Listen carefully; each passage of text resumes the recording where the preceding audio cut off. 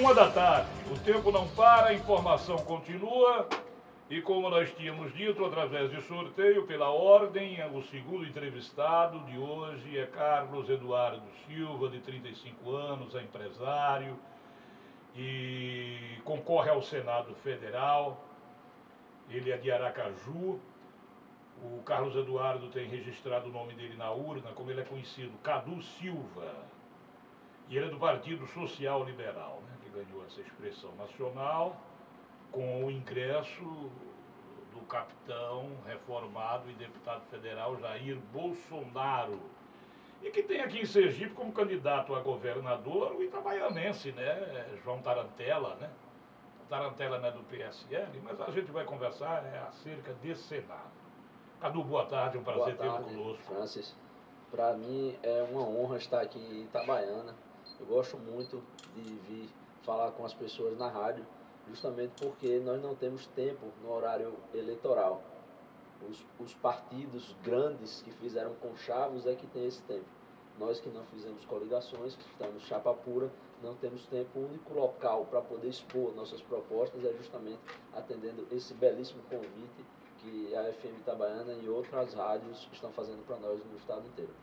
Eu tenho como princípio elementar, no início da entrevista, perguntar ao candidato: por que você quer ser senador da República? Eu sou um jovem de 35 anos e eu percebo que há muitas décadas Sergipe não tem uma representação adequada no Senado. A gente percebe que as pessoas que ocupam cargos, seja de senador, deputado federal, estadual, governadores, a maioria delas, elas estão não por ideias, mas simplesmente para ocupar o poder.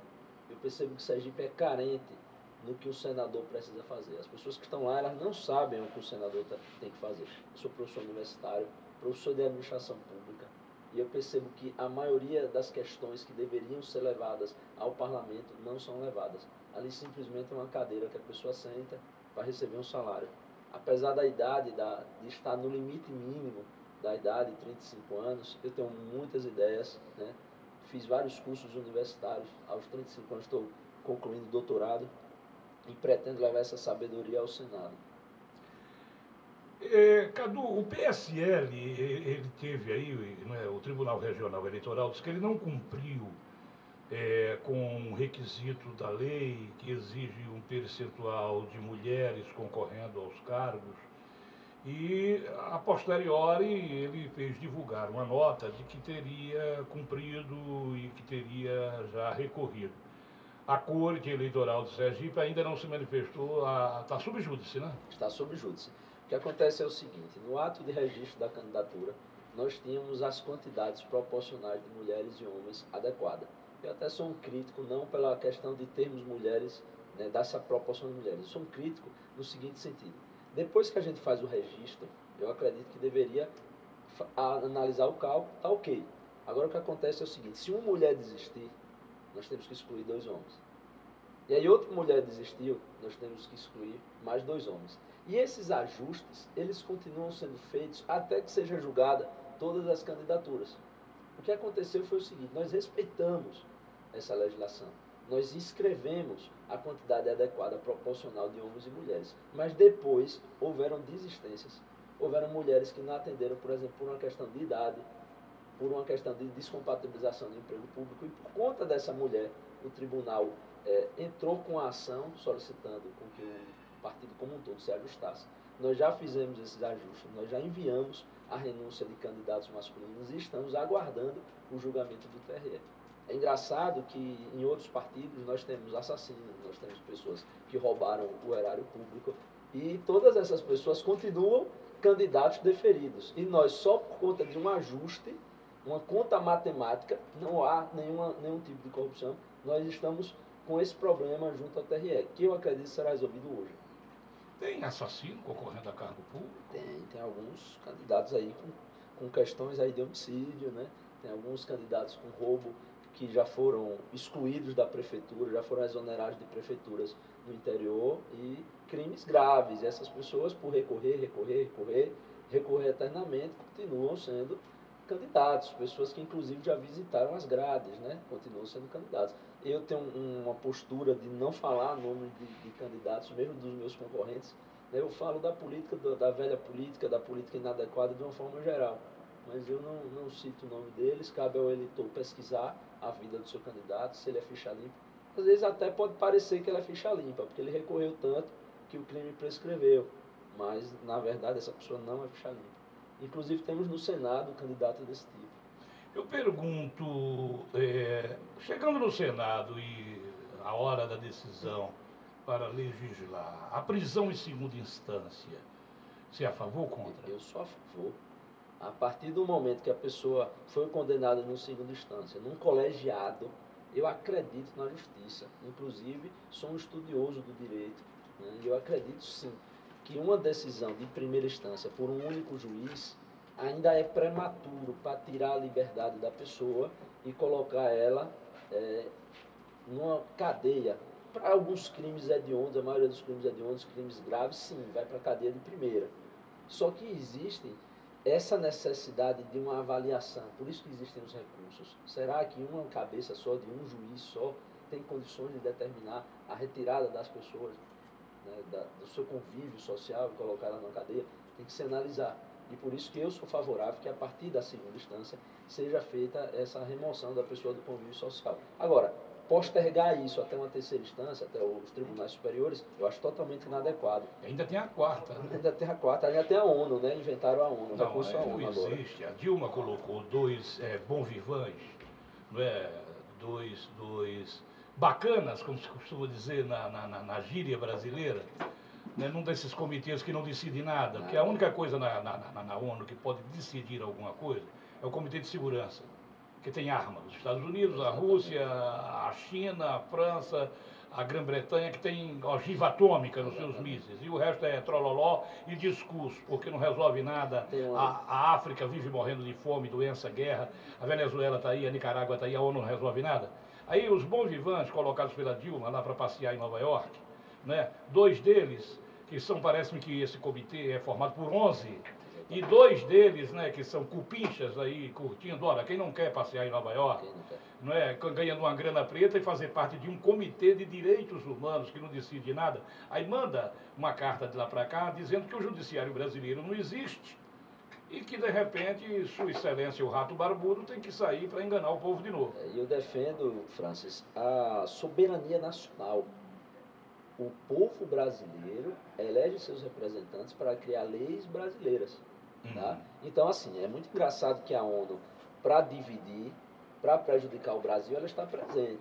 Mas, enquanto isso, nós temos centenas de milhares, milhões de crianças com escolas ruins, com hospitais ruins, e ninguém chega para ajudar a gente.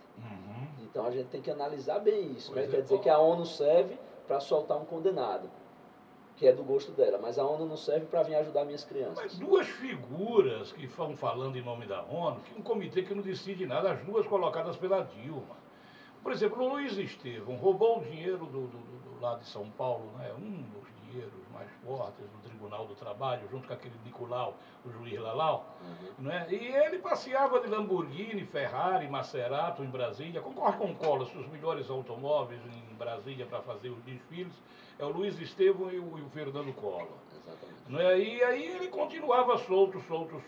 Meteram ele no grampo exatamente nessa questão da segunda instância, que a Suprema Corte do país já votou e já disse que pode ir sim preso. Agora o legislador brasileiro... O que me estranha, Francis, se me permite, é que o próprio STF não se decide. Mas algumas questões são decididas lá no STF, com todo respeito aos membros a casa política, mas em determinados momentos, ao bel prazer da política, eles mudam as questões. Então, já tinha se decidido que prisão em segunda instância, taxativa, só que de repente, porque era um amigo deles que estava condenado... Um casuísmo, exatamente, eles começam a mudar essa questão. A casa política está aí, a gente vai ver, o tempo é senhor da razão, né? O tempo é rei. Quem poderia dizer a um ministro que ele envergonha a justiça por estar tomando posições de soltar bandido toda hora, se não outro ministro, como a gente diz aqui no interior, dizer na tampa da venta dele, né, no face a face, no cara a cara. O Barroso disse ao Gilmar, e a gente assistiu. O Joaquim já tinha dito ao Gilmar e ao Lewandowski. O próprio Carlos Aires de Brito já falou sobre esse assunto. Né? Pois é, cada jurista tem seu ponto de vista, entendeu? O legislador brasileiro, quando ele legisla, Eu era garoto, você é mais jovem que eu, tinha um ditado que dizia: quem parte e reparte fica com a melhor parte. O legislador brasileiro, ele legisla o tempo inteiro pensando primeiro nele. Quando ele fala no povo, é o povo lá de casa, da casa dele. Só o povo lá de casa, ele, a família e pai e tal. Como é que se recorre à quarta instância? O país tem, parece-me, que 40% ou mais dos presos, que a maioria deles, se for julgada, o tempo que ele passa na cadeia já é menor do que a pena imputada poderia alcançar. Exatamente. Não é? Porque não tem dinheiro. E em condições que não revigoram o homem. Eu quero dizer que as prisões hoje, elas são universidades do crime. Nós deveríamos caminhar para um país onde o preso precisasse trabalhar obrigatoriamente para pagar as custas de sua estada. Ele escolheu estar ali. O político brasileiro nunca olhou para o presídio porque não dá voto. Não dá voto. Então nunca olhou. Exatamente. É a tal história. Eu quero olhar para o presídio brasileiro, como senador da República, mas eu quero olhar para que as contas desses políticos não sejam pagas por mim e por você. Eles precisam pagar a conta dos anos que eles ficam presos. Eu não tenho responsabilidade de pagar mais imposto porque ele decidiu cometer um crime. Então, os presídios brasileiros precisam evoluir para que todos, independente do nível de segurança, sejam colônias de trabalho e que as famílias desses presos sejam sustentadas pelo trabalho que eles executam dentro dessas unidades produtivas. Nós estamos conversando com Cadu Silva, candidato ao Senado Federal pelo Partido Social Liberal. Meu caro Cadu, você tem plano de saúde? Eu tenho um plano de saúde. Você tem um plano de saúde, mas você está postulando a ter o melhor do mundo. Exatamente.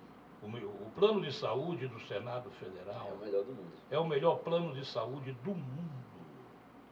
O que você acha de 8 anos de mandato? Um período de 8 anos para um mandato eletivo? Eu acho que é muita mordomia. Quando eu vim aqui para Itabaiana para fazer essa entrevista, eu vim no meu carro. Eu botei inclusive etanol porque a gasolina está cara. Certo? Quando o senhor veio para cá e os colegas aqui da equipe vieram trabalhar, eles vieram no carro deles. Por que um empregado nosso, tem que ir trabalhar num carro pago por nós? Por que tem que ter tanta mordomia? Então eu assumo o compromisso de cortar pela metade ou até mais o meu salário, as minhas mordomias e o meu gabinete. Porque enquanto os nossos parlamentares, senadores e deputados federais não tomarem uma atitude de cortar as mordomias e se tornarem pessoas comuns, nós não vamos poder construir esse Brasil que tanto se fala e que não se constrói.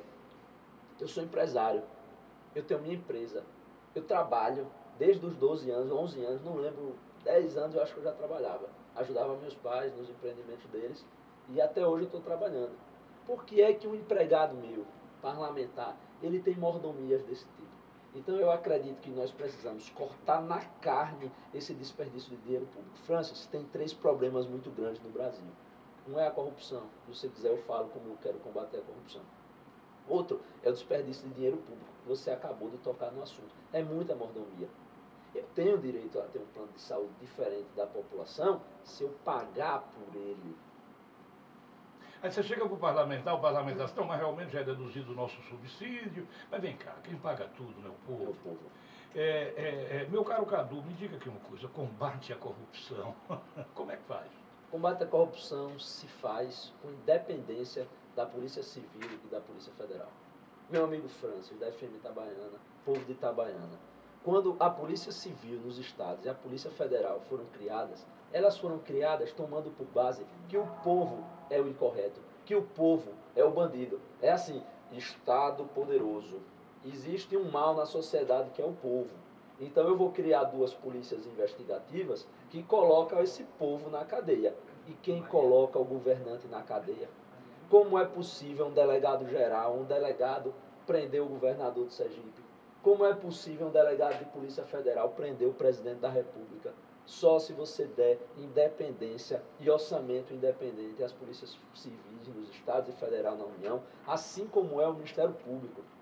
O Ministério Público tem peito para trabalhar e para investigar e para combater a corrupção, porque ele é independente. Nós vimos agora no caso da Lava Jato que quando começaram a ameaçar o presidente da República, né, não vou nem citar o nome para não causar um desconforto para quem quer que seja, mas quando tentaram prender ele, alteraram toda a cúpula da Polícia Federal, mudaram tudo, mudaram os delegados, cortaram a verba das operações. relacionadas à Lava Jato. Isso não pode acontecer. Nós precisamos criar um projeto de lei e eu, como senador da República, me comprometo a dar independência e orçamento independente às polícias civis nos estados e no governo federal, para que a gente possa ter uma polícia investigativa forte e poderosa para combater a corrupção. Agora, Francis, tem uma pessoa, um fenômeno social chamado povo, que é o maior herói no combate à corrupção. O povo é quem está mais próximo dos recursos públicos. É Dona Mariazinha que sabe que está faltando medicamento no posto de saúde. É o seu Francisco que sabe que a semente que deveria ir para a roça dele foi desviada para outro local. Então o povo precisa tomar as rédeas desse país e denunciar. E nós sabemos que o povo hoje ele não está tendo coragem de denunciar, de combater a corrupção. Então é preciso mudar, cortar na carne dos próprios parlamentares. E eu pergunto a você, qual parlamentar chega aqui na sua bancada com propostas? Qual parlamentar ou candidato a parlamentar chega aqui com ideias? A maioria das pessoas, elas só estão pelo carisma. Elas se colocam na televisão com carisma para agradar as pessoas, porque aquela pessoa é simpático. Então as pessoas não votam por ideias, porque as pessoas não têm nem tempo nessa vida corrida e sofrida de pensar nas ideias que podem levar o Brasil à frente. O que você acha dos institutos de pesquisa e os órgãos de comunicação, notadamente começando, né, vamos verticalizar, começa no atacado, né?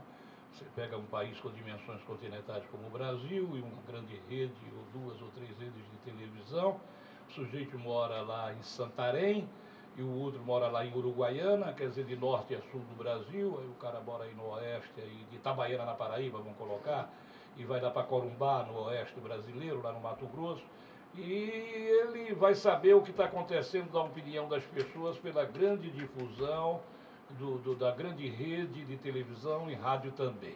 E os institutos de pesquisa. Sob sua ótica, qual é a análise que você faz desse processo de pesquisas, divulgação, amplitude num território como o do Brasil, como disse, país com dimensões continentais? Essas pesquisas, elas servem a quem paga por elas. Ontem eu fiquei muito surpreso com a divulgação do Datafolha, encomendada pelo CIFOR. Eles divulgaram a pesquisa de governador, eles divulgaram a pesquisa de deputado federal, estadual, e eles ocultaram a pesquisa de senador.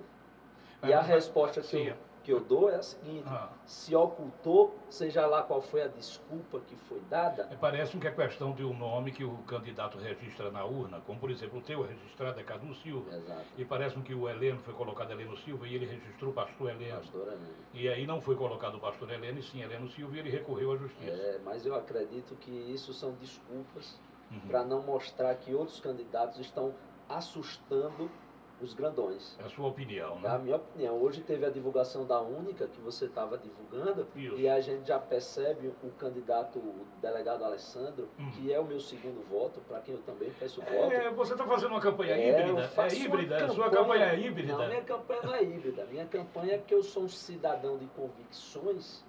E como cidadão, no dia da eleição, eu vou chegar na urna e vou votar um 77 para Cadu Silva e vou votar um 81 para o delegado Alessandro. O 81 é o disco de denúncia da polícia. Porque eu acredito que hoje são as duas pessoas... Ele pegou o número do disco de denúncia. É que o Barreto é 18, né? Aí ele coloca um 81, que é o disco de denúncia da polícia. Eu não colocaria um 71 no meu, por isso que eu votei um 77. Um 71. No dia da urna eu vou votar porque eu acredito que... O 71 é o estelionato. É o estelionato, Sergipe merece 2 senadores de qualidade. Porque há décadas nós não temos senadores. E como é que vai caminhar para governador o PSL, o Cadu? O candidato do PSL, o Tarantella, ele tem um processo por rejeição de contas desde 2014, foi julgado em 2015. Esse processo já transitou no STF e atualmente é clara a possibilidade, a grande possibilidade de impugnação dentro do PSL. O presidente do PSL já é outra pessoa do nosso partido. E caminha-se para que hoje ou amanhã o processo dele seja julgado. Se o partido vai ou não indicar outra pessoa, eu não sei, eu não gosto de tapa-buraco. Eu não gosto disso, eu gosto de quebrar a pista toda. Mas o partido já trabalha com a probabilidade de elevado nível de impugnação, né? Elevado nível de impugnação. Na minha posição, Eu já estou em conversas há alguns dias e já declarei meu voto a Milton Andrade, 33 do PMN. Porque eu acredito que Milton Andrade tem os Você é do princípios liberais. PSL, vai no PMN, depois dá uma guinada lá para a rede. Para a rede, exatamente. Para a rede. E eu fui, inclusive, ameaçado já, né? Algumas pessoas me ameaçaram que isso seria infidelidade partidária. Isso não é infidelidade partidária. Isso é honestidade e seriedade e convicções de quem são as melhores pessoas para oferecer ao povo sergipano. O povo sergipano está cansado de ter pessoas fazendo joguete e fazendo manipulações. Eu não trabalho com isso. Eu sou um cidadão, sou um eleitor e no dia lá eu vou votar. E eu não tenho medo de falar para o senhor em quem eu vou votar. Então não tenho vergonha e não tenho problema de dizer que eu voto no segundo voto em Alessandro, independente das siglas, e eu voto para governador em Milton Andrade. Eu queria que o Cadu, sob sua ótica, fizesse uma análise do momento político-administrativo que vive Sergipe, mas você sabe me dar só um pedacinho aí, esse interregno para a gente faturar, que nós temos um ditado aqui no interior, a bisavó ali do meu assessor para assuntos encurubirúbicos e bocotogéricos, dizia que saco vazio não se põe em pé. E cheio não se dobra. Falou o filósofo, eu vou ali e venho já. Tá, ok, obrigado. Cadu, e o Bolsonaro? Bolsonaro. Que é a estrela maior hoje do seu partido, né? Exatamente. O capitão tem orgulho de compartilhar da farda que ele veste, que o vice, nosso general Mourano, também veste. Né? Sou oficial da reserva do Exército, me formei no curso da infantaria. O Bolsonaro ele é mal compreendido. Porque nem a guerra é infantaria. Viu? Que é a infantaria. Se tem todo tipo de... Quando vai discutir isso com o Bolsonaro, aí ele diz que é artilharia. Que é artilharia, né? Mas eu confio na infantaria. Então, ele é mal compreendido. O Bolsonaro é uma figura mal compreendida e até as pessoas desfazem o que realmente ele faz. Por exemplo, imagine um pai de família que tem uma filha que vai fazer um acampamento com o namorado e recebe a notícia que o namorado foi morto, que a filha ficou sob o poder dos vagabundos durante 5 dias sendo estuprada e depois foi degolada. Chambinha, caso Chambinha. O nosso capitão do Exército, ele foi lutar pela castração química do estuprador. No momento que ele estava fazendo essa luta contra o estuprador, Chambinha, a cidadã lá, a outra parlamentar, que eu não gosto nem de dizer o nome para não atrair mais energias, ela foi defender o bandido. E nesse momento, Bolsonaro acabou sendo processado por apologia ao estupro. Então você veja que contradição, né? Enquanto ele estava lá contra os estupradores... A velha briga dela da Maria do Rosário com o Bolsonaro, né? Exatamente. Então, aí outro caso icônico do nosso presidente. A gente sabe que o presidente, nem eu e nem você, temos nada contra as pessoas com uma opção sexual, com uma posição sexual homoafetiva. A gente quer que todas as pessoas sejam felizes. Porém, a gente não quer que alguém esteja na escola dos nossos filhos, dos nossos netos, ensinando esse tipo de coisa. Cabe à família. Criança é página em branco. Criança é página em branco. Criança é página em branco. E o que você desenha ali acontece. Então, Bolsonaro não é contra as pessoas com posição homoafetiva. Ele é contra o ensino de gênero, o ensino político nas escolas. Escola é lugar de aprender matemática, física, química, constituição, empreendedorismo, geografia e história. E não sexualidade. É para aprender a biologia sexual do ser humano, mas não sexualidade. Sexualidade é a família que tem o dever e a propriedade para discutir dentro de casa, né, entre os mais próximos, da forma que cada pessoa acredita que deve ser. Cadu, o momento político brasileiro, ele mostra muitas contradições, até nas próprias pesquisas. 82% da população brasileira se manifestam contrária à corrupção. Perfeito. Mas quando vai buscar a preferência para o chefe do Executivo, para a presidência da República, 37, pelo menos é o que o Banco PTG Pactual com o Instituto FSB, que eu não conhecia, mas seu agora, diz que tem 37% aparece em primeiro. Que contradição é essa? O povo não está sabendo o que é corrupção. A população está sendo conduzida por políticos vazios para o que eles desejam. O que eu posso dizer para você é que eu rezo, eu desejo do fundo do meu coração que um dia nós tenhamos um país onde os políticos, os eleitos, possam discutir ideias. O que acontece hoje é que não se discutem ideias. Então, apesar das pessoas repudiarem a corrupção nesses níveis que o senhor colocou aqui, Francis, a gente não tem pessoas que realmente entendam como combater a corrupção. E o que a gente vai ver, a gente viu toda essa lambança de combate à corrupção, de manifestações, para tirar presidente e etc. E tal. Todo mundo foi para as ruas, todo mundo se manifestou, postou em Facebook. O que nós temos são pessoas que estão no Facebook e Instagram gritando, mas na verdade, para se construir um Brasil, nós precisamos trabalhar, nós precisamos estudar, nós precisamos ter valores e não simplesmente ficar em rede social alardeando isso ou aquilo e na verdade não está agindo. E aquela pergunta que eu deixei no ar, como é que você faz a sua análise, seja sintético, porque o nosso tempo está chegando ao final. O momento político administrativo que vive Sergipe. Sergipe está abandonado. Sergipe tem um conjunto de pessoas lutando apenas pelo poder. O poder pelo poder.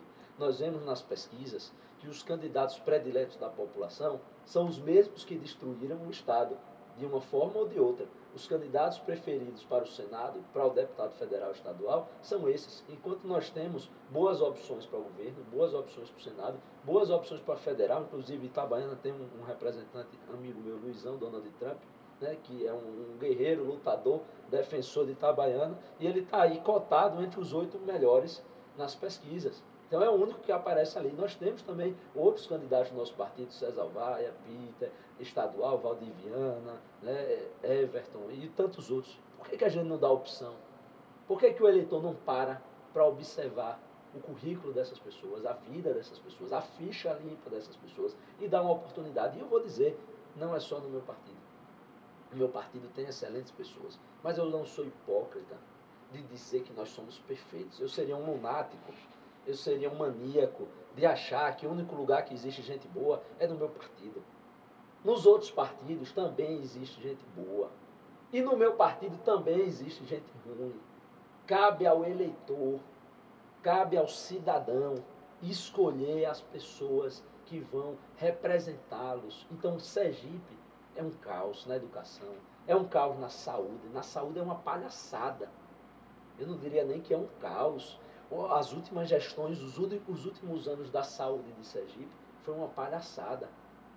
Uma coisa que eu abomino são esses fundos eleitorais, meu caro Francis. 1.700.000.000 de reais. O fundão, né? Os fundões. Aí o fundo partidário tem mais 900 e a horário eleitoral gratuito com a dedução do imposto de renda, tudo isso somado vai para 3 bilhões. Imagine só, vamos falar do seguinte. Tem criança em hospital hoje precisando de medicamento. Ah, meu Deus. Tem criança hoje, idosos, numa escola com pingueira? Tem. E como é que você não tem vergonha na cara de votar num candidato que gasta esses Os portugueses trouxeram espelhos para os índios e os espelhos continuam sendo utilizados. Distribuídos. Eu recusei esse fundão porque eu tenho que dormir à noite. Eu não vou gastar esse dinheiro do povo brasileiro em santinho e adesivo. Pois é, agora tome cuidado com o seu fundo e eu tomo cuidado com o meu, senão eles são uma ameaça terrível. Veja bem, meu caro, foi um prazer. Muito obrigado por atender o nosso convite. E eu daria aqui, extrapolou o tempo, mas por uma questão óbvia, né, de 1 minuto, para que você possa chegar à sua conclusão e se despeça do nosso público ouvinte. Povo de Itabaiana, eu quero dizer a vocês que pela primeira vez na história de Sergipe, nós temos bons candidatos ao Senado. Eu sou Cadu Silva, o candidato ao Senado de Bolsonaro, meu número é 177, e eu gostaria muito de ter a sua confiança para que no dia da eleição nós possamos fazer um Brasil e um Sergipe diferente. Ok, tudo de bom e boa sorte na sua Obrigado, campanha. Foi um prazer. Prazer foi meu.